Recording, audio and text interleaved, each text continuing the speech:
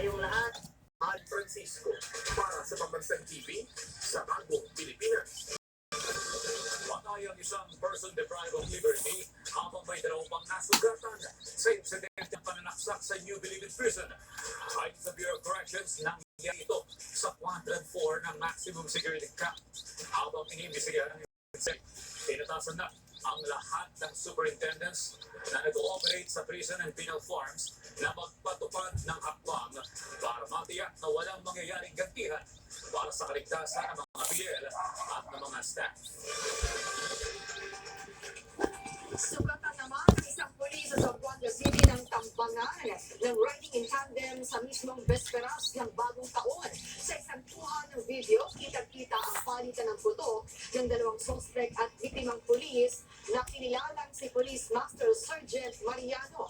Nasawi naman ang dalawang kriminal dahil sa tinamong tama ng baril.